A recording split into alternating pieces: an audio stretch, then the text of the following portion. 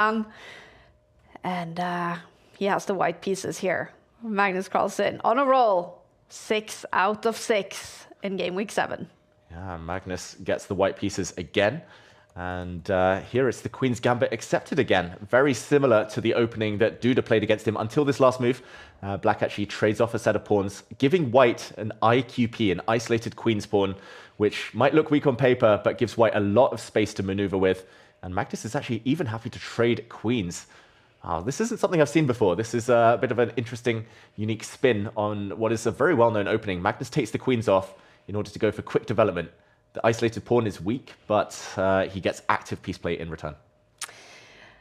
Anna, unfortunately, the winning streak was over for her in the last round. She lost with the white pieces, but we'll follow her and let's hope she can get back on that winning streak. Magnus is definitely on a winning streak, 6 out of 6 so far.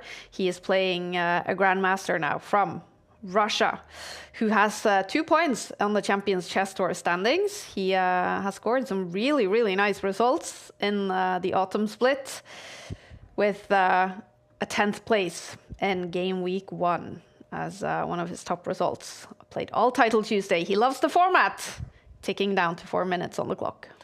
Yeah, he's one of the most active players on chess.com. He's always online, always playing Blitz, constantly David Paravyan. Magnus, in the meantime, I'm pretty sure this is opening prep. He's used some leftover opening prep from some big tournaments. Just the way Magnus is playing, the speed, I don't think he would have gone for this unless he knew that it was quite strong. And bring the bishop out, already some tactics in the air. Black's got a big, big weak spot, Achilles heel, and Magnus is ganging up on it.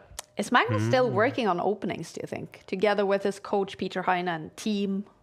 I don't know how actively, but it's always there in the back of your mind, right? You're always watching. Magnus watches more games than anyone.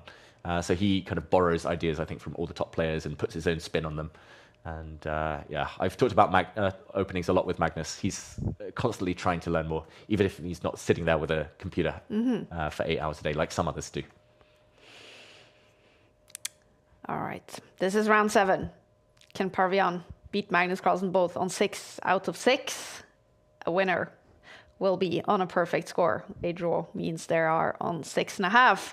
Paravyan, though, playing slowly, ticking down to 3 minutes on the clock. Yeah, I was going to say, one of the main ideas is to put a knight in the center. Maybe the other knight would have been better, because now the white knight in the near future will get access to a central square. This black knight, maybe a bit more passive. That's why the eval bar slightly switched in Magnus's favor there.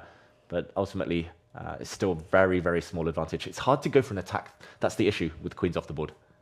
Yeah, this looks like a very slow game. I would never voluntarily queue up on chess.com and play a position like this. It feels a little slow, but this is very much your thing. He likes to trade the knight instead of putting it on e4 like you suggested.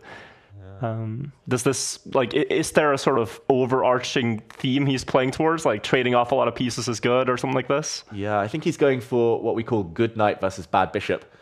Because if now the bishop is captured, Magnus is, there we go. He's going to retreat. He's going to force this dark squared bishop off the board. It's got nowhere to run. It has to trade off. And white's knight will be very flexible. Light squares, dark squares. Black's bishop is bad because the pawn in the center is on the same color. So it's going to be kind of stuck behind its pawn for the rest of the game. Very interesting. This pawn could actually be captured due to some back rank checkmates. But I don't think you want to rush because the pawn behind it would have become very weak. So good knight versus bad bishop, and it could be good knight for black if the white rooks get time to infiltrate on the 7th rank. Look at that. A lot of people in the chat wondering if Hikaru is playing, and also wondering if Hans Niemann is playing. Hans won Title Tuesday last week. He is busy playing the US Championships. Hikaru is busy traveling. So none of them, we actually have very few Americans playing today, obviously because of the US Championship.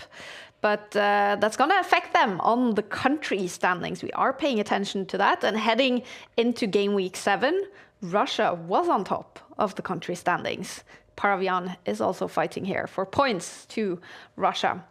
All right, Magnus now better on the bar.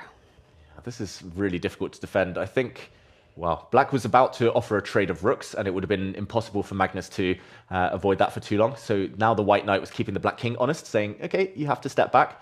If the rook ever steps forward now, Magnus can give a check and escape. And Magnus has all the time in the world. Black's bishop is super stuck. That is a really bad bishop right now.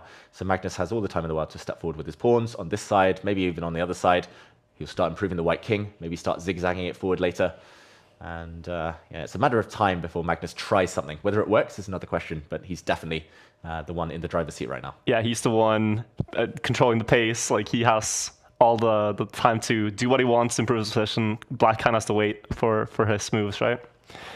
Yeah, I quite like Black's last move, at least putting a pawn on the dark square. But Magnus, he's looking at ideas like stepping forward and grabbing a pawn with his knight later, but doesn't quite work yet. He's just inching forward. There are 3 players on the perfect 6. Oh, what's happening here? Ooh, Magnus can play this move now. This is a misstep, I think, because now the black king is walked into a check. Rook takes pawn will come with a check. The white rook will drop back. And that would be a winning sequence for Magnus Carlsen. He'd win a pawn. And black is totally paralyzed. That is a pin along the 7th rank. The black bishop can't move, you drop pawns. The black rook can't move, you drop a pawn. If you take, you drop a pawn. Everything leads to an advantage now for Magnus It's like Carlsen. the only move he could make, yeah. Process of elimination. It's how to calculate in chess. Massively better now, Magnus Carlsen. He could be about to go up to 7 out of 7. And the black king's in the kill zone. Oof. You had to play that move just to stop the white knight coming in, and that black king would have been trapped forever. So still fighting. Both of these players on the perfect score. So is Sina move ahead also on 6 out of 6 heading into round 7. He's right now playing the aggressive Arjun Erigaisi, and he's struggling. Arjun is a lot better in that game. The winner in this game will probably be the leader heading into round 8. Is there any chance Magnus will fumble this?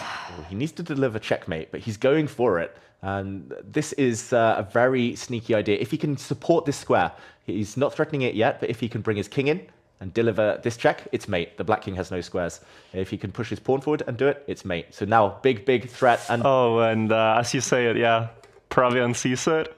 He would have to give up the bishop, right? The only way to stop it.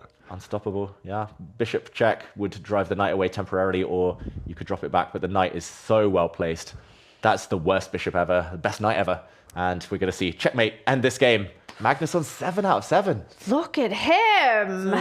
And we find another win. Yes, you do, Magnus. You find another win. 7 out of 7. Incredible from Magnus Carlsen.